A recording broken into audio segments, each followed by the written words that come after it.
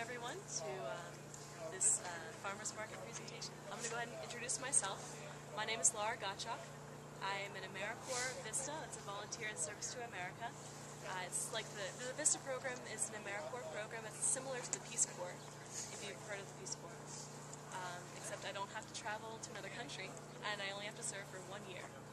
So, my assignment this year was to come out here to Arizona. I moved here from Maryland to work with the Gila County Master Gardeners. I'm a volunteer coordinator for them. And so, in addition to the joy of that job, I also went ahead and my project was to start a farmers market in the Globe, Miami area.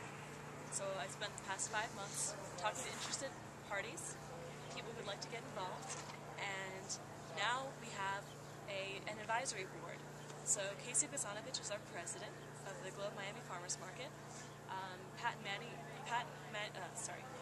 Romero is our vice president. Manny Romero is also on the board. Bob Zach is our secretary-treasurer. Chris Jones is also on there. And then we have Paul Buck as our market manager. He was kind enough to take that job. So I'm going to go ahead and let him introduce himself, and then we'll go into some more details about the market. Good morning, everyone. My name is Paul Buck. I currently live in Miami. I'm originally from Des Moines, Iowa. Anybody from Des Moines? Anybody from Iowa? Anybody ever been to Iowa? Yay, we've been to Iowa. Been through there. Hey, that's about all you need. You smell the pigs and see the corn. That's all you got to do. So I've been in the Globe Miami area about 6.5 years. I work in San Carlos as a soil conservationist for the tribe. And as Laura said, I've signed on as the market manager for the new Globe Miami Farmers Market. Okay, so we'll talk about the market. So this market is still in creation. We have our board together. They got together a couple weeks ago, and we have our market manager. And right now we are currently going through the vendors agreement and the bylaws. On February 23rd, we are going to have a vendors orientation. So those who are interested in selling at the market, please come to that, and we'll have the agreement for you.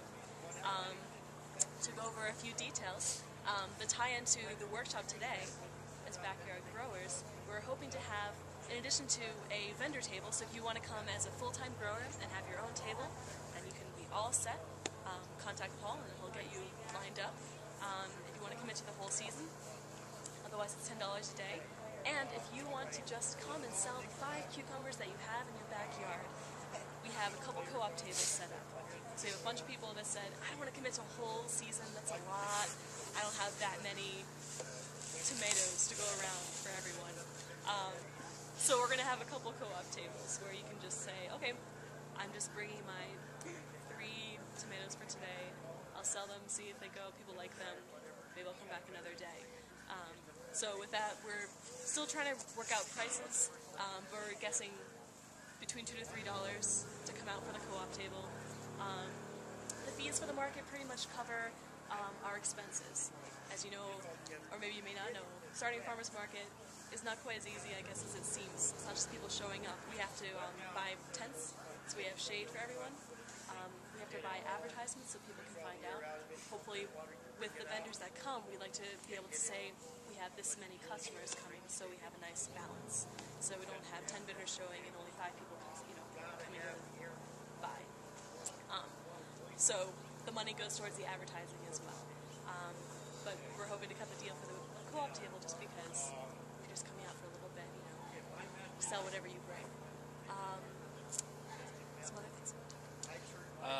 Some of the basic rules and regulations of the farmers market, we're allowing absolutely no resale of anything. One of the problems markets have is that people will buy things in the city or in another town, bring it here or to whatever market, and then try to resell that produce. What we're asking is that everything that we sell at the farmers market is locally grown in your own backyard, your own farm. And local for us means the state of Arizona. So if you live outside of Globe, no problem. If you want to grow food and you want to sell it here, bring it on in, and we'll see what we can do. One of the things we do to double check on that is we're allowing myself and or a board member to come out and just look, make sure you do have a garden and you are growing your own food. We'll be doing spot checks here and there, and it's pretty obvious. most people who are growing their own food, it's not the perfectly round, big old tomatoes you buy at Walmart. They're going to be pretty obvious. You know, they're going to taste better. They're going to look different. But just for quality control, we'll do spot checks on different vendors and come out and just basically look over your fence, say, yeah, you got a garden. All right, no problem. So I'm not going to come out and do pH tests. I'm not going to, do anything like that. We'll come with smiles and happy faces. I only bite if I have to, so. That's right, exactly. So it's not an issue. It's just basically to protect you, because we don't want people coming in from out of town trying to sell things that they didn't grow. Exactly. If we have people coming from out of town and selling things, well then all of the growers who spend an entire season putting their entire souls into growing that cucumber then are outsold by someone who just bought it at the store. I mean, that's not fair to anyone. So it's a very important rule that we're going to stick by. But everyone who comes, mostly, I mean, we can trust them. I know you guys are good. Also, we would like to make the Globe Miami vendors priority on market day. If we have a lot of people lined up from Phoenix or from Tucson or anywhere else, and we have some people from Globe Miami still want to sell, we'll get you in first. We want to support the local economy and the local producers over outside people. But like we said, if you know people that grow food outside of Globe Miami area and they want to sell, tell them all about us. We'll bring them in.